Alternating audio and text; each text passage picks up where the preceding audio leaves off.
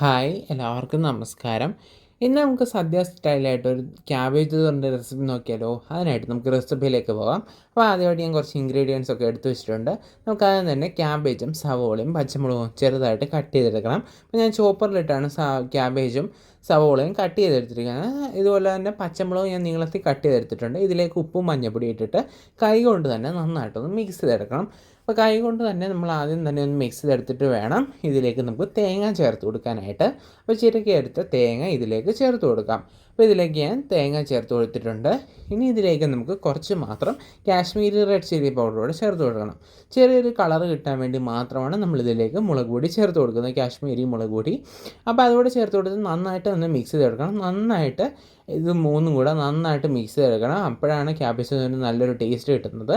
ഇതുപോലെ നന്നായിട്ട് ഒരു 5 മിനിറ്റ് മിക്സ് ചെയ്തെടുത്ത ശേഷം നമുക്കിത് അടച്ചു വയ്ക്കാം. ഒരു 20 മിനിറ്റിന് ശേഷം നമുക്കിത് തോരൻ റെഡിയാക്കി എടുക്കാവുന്നതാണ്. അപ്പോഴത്തേക്ക് ക്യാബേജിലേക്ക് എല്ലാം നന്നായിട്ട് പിടിച്ച് കിട്ടും. ക്യാബേജിലേക്ക് ഇപ്പോൾ എല്ലാം നന്നായിട്ട് പിടിച്ച് കിട്ടിയിട്ടുണ്ട്. ഇനി ഒരു ഉള്ളിയിലേക്ക് വെളിച്ചെണ്ണ ചൂടായി വരുമ്പോൾ ഇതിലേക്ക് കടുക് ഇട്ട് കൊടുക്കാം.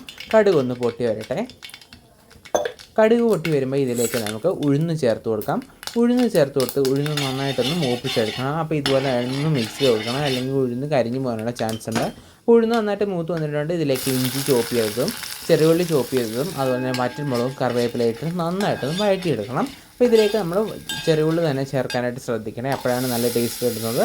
ഇതെല്ലാം നന്നായിട്ട് മൂത്ത് വരുമ്പോൾ നമ്മൾ മിക്സ് ചെയ്ത് വെച്ചിട്ട് ക്യാബേജിൻ്റെ മിക്സ് ഇതിലേക്ക് നമുക്ക് അങ്ങ് ചേർത്ത് കൊടുക്കാം. അപ്പോൾ ഇതിലേക്ക് നമ്മൾ ചേർത്ത് കൊടുത്തിട്ടുണ്ട്. ഇനി ഇതെല്ലാം കൂടെ നന്നായിട്ടൊന്ന് മിക്സ് ചെയ്തെടുക്കണം. അപ്പോൾ ഒരു 5 മിനിറ്റോളം നന്നായിട്ട് മിക്സ് ചെയ്തെടുത്ത ശേഷം വേണം നമുക്കിത് അടച്ചു വെച്ച് കുക്ക് ചെയ്തെടുക്കാനായിട്ട്. അപ്പോൾ ഇതുപോലെ നമുക്ക് നന്നായിട്ടൊന്ന് മിക്സ് ചെയ്തെടുക്കാം. ക്യാബേജിൻ്റെ ജലാംശം എല്ലാം നന്നായിട്ടൊന്ന് വറ്റിക്കിട്ടണം. അതിനായിട്ട് ഒരു 5 മിനിറ്റ് നമ്മളൊന്ന് മിക്സ് ചെയ്തെടുക്കണം. ക്യാബേജിന് അധികം വേവില്ലെന്നുള്ള കാര്യം എല്ലാവർക്കും അറിയാവുന്നതാണ്. അപ്പോൾ അതുകൊണ്ട് തന്നെ ഇതുപോലെ നമുക്ക് നന്നായിട്ടൊന്ന് മിക്സ് ചെയ്തെടുക്കാം. ഓവറായിട്ട് അതിൽ വാട്ടർ കണ്ടൻറ്റ് ഉണ്ടെങ്കിൽ എല്ലാം കൂടെ കുഴഞ്ഞിരിക്കും. അതുകൊണ്ട് തന്നെ 5 മിനിറ്റ് ഹൈ ഫ്ലെയിമിലിട്ടിട്ട് ഇതുപോലെ നന്നായിട്ടൊന്ന് മിക്സ് ചെയ്തെടുത്ത ശേഷം നമുക്കിത് അടച്ചു വെച്ച് കുക്ക് ചെയ്തെടുക്കാം. അപ്പം നല്ല ഡ്രൈ ആയിട്ടുള്ള തോരൻ നമുക്ക് കിട്ടും.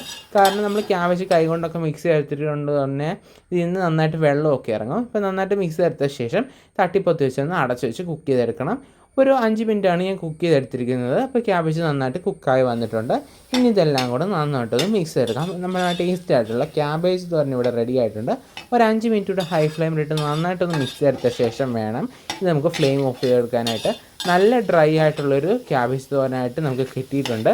ഒരു 5 മിനിറ്റ് കൂടെ നന്നായിട്ടൊന്ന് മിക്സ് ചെയ്തെടുക്കണം. അപ്പോൾ എക്സ്ട്രാ ഉള്ള വാട്ടർ കണ്ടൻറ്റ് എന്തെങ്കിലും ഉണ്ടെങ്കിൽ അത് ഈ സമയം അങ്ങ് വറ്റിപ്പൊക്കോളും. നല്ല ടേസ്റ്റി ആയിട്ടുള്ള ഒരു ക്യാബേജ് തോരനാണ്. അപ്പോൾ എന്തായാലും നിങ്ങൾ ഈ ഓണത്തിന് ട്രൈ ചെയ്ത് നോക്കണം, നല്ല ടേസ്റ്റിയാണ്.